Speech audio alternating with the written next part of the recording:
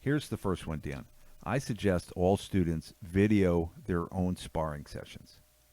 So you go to class, you do your drilling or whatever, and then maybe the last 30 minutes of class you do some sort of drilling.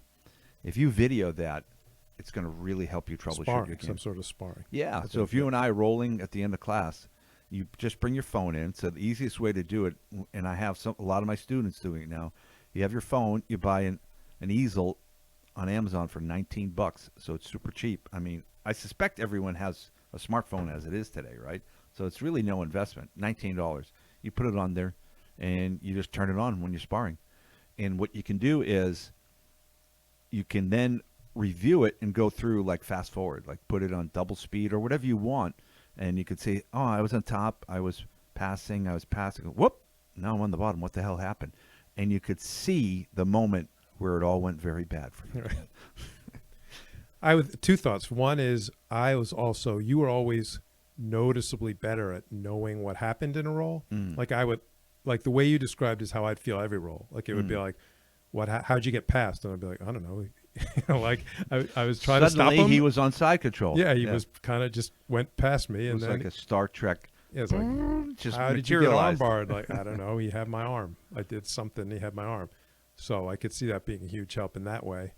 I also could see being kind of horrified the first time I did it, thinking, thinking, I have my passing's really tight, and then you look at the film and go, oh, it's not nearly. You're like, what the hell am I doing? Yeah. It's like two chimpanzees and geese flopping around, right? Yeah. Right. But again, that could help. You could say, wait, my hips are not in. I could have sworn I kept my. What I found when I watch video of myself is I'm shorter, balder, grayer, and older looking than I ever imagined, and I move much more awkwardly than I thought, and more slowly. Distract you from analyzing your jiu-jitsu? Totally, yeah. It's a complete You have distraction. to rewatch again. But here's what happened. If you do that long enough, Dan, you get over it. Yeah. I imagine when you first listen to this podcast, when you first hear your voice, it doesn't sound correct. It sounds weird, right? We had the same. Yeah, I'm still not thrilled about it, but you just get used to it. What are you going to do? What are you going to do? Yeah. I still put on, we're 95 episodes in. I still sometimes tune in and go, oh, man. What was I talking Look at me about? there. Or there's certain episodes where I'm like, what am I doing there? Just look at like there was one just recently where I was like kind of rocking, like I was on meth or something. I was like, that's what I do. I rock like that, like a mentally ill person. But you got a little Rain Man thing going every once in a while. Yeah. Or there's like with my hands, I'm like, what is that about? I'll be like talking like and I'm like, what is you do have a sinister thing. You do a thing I notice. You do a twirl of the hoodie thread. Do you notice you do that? No, well, no, but I'm not surprised. Yeah, you do that a lot. Nothing will surprise me. Yeah, I'm like, huh? Yeah. Yeah, it's like energy, and I'm like doing this stuff, and I don't notice it. But yeah. So now I'm rigidly still. But back to the point. So yeah, you'll get over how disturbing you look. Yeah, I had a student years ago, really nice guy, and he did a private lesson with me, and he goes, is it okay if I video it? I said, that's a great idea. Of course you should. And he videoed it, and we went over some things, so we did a little sparring. And I saw him a day or two later, and I go, hey, did you learn anything when you went back and looked at the video? And he goes, yeah, I learned I'm a big fat ass. Apparently, he didn't know that his ass was very fat and large. Yeah. Well, he learned something right there. Right there. That could be valuable. He was still pissed 2 days later. Yeah. He's still disturbed by that. All right. Well, maybe you need to learn that. Maybe. But you will get over that part of it, and you'll start to learn jiu-jitsu things. That's actually with the podcast too. I'm like, I'm still not always thrilled with what I see and hear watching, but who cares? Who cares? Exactly. You get to be a little stoic after that. But a lot of times, if you look at that point of transition where you go from neutral or winning to losing, so to speak, right. If you clean up that point, man, you're going to make progress, right? It's a good point, too, to give a little instruction of how to use the video. Because I think some people video and then they just watch it. And they're like, I still don't see what's happening. I still don't, You could theoretically look at your sparring session and examine every moment in it and determine you could have been doing something better, right? But the best place to start is right at that tipping point where it really goes bad, because that's going to be probably the most important thing to clean up. And if you clean that up, things are going to get better.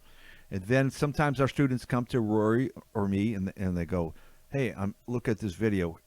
What am I doing wrong here? And then we can help them. And that's the best coaching you can get, because it's right in context. You know what I mean? Yeah. It's very effective. Do you agree?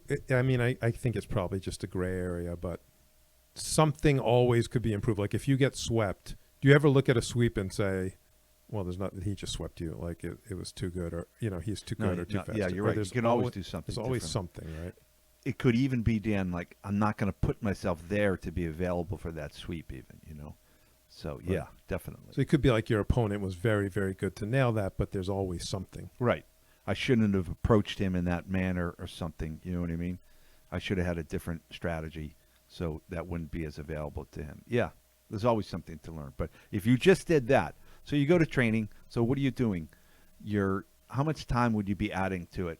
If you did 30 minutes of sparring and then you spent 15 minutes to whip through it and identify 1 or 2 points that you want to troubleshoot and think about, I don't know, maybe you're spending another 40 minutes or something, but you're making material gains. So Right. I think it's a great use of your time. Yeah, and you didn't even necessarily, you don't have to do it every time, right? If you're doing it That's never now, you Mm. can only get more. You can only help Yeah. yourself, Yeah. right? Even if you, because I can imagine someone listening thinking, well, I'm not going to video every day, you don't have to do it. If you're doing it never, do it once a week, or, Totally. The way I look at development in jiu-jitsu, Dan, is it's almost like there's all these gold nuggets out there.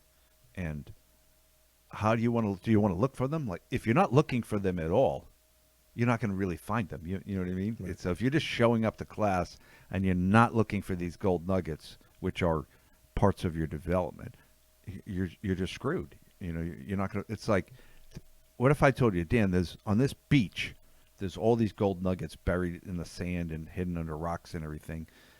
Do you want to bring a metal detector or not? I mean, if you want to find them, maybe just bring a metal detector. And it's not going to be perfect, but right. I just go to the beach to have fun. So there you go. Frolic. Yeah.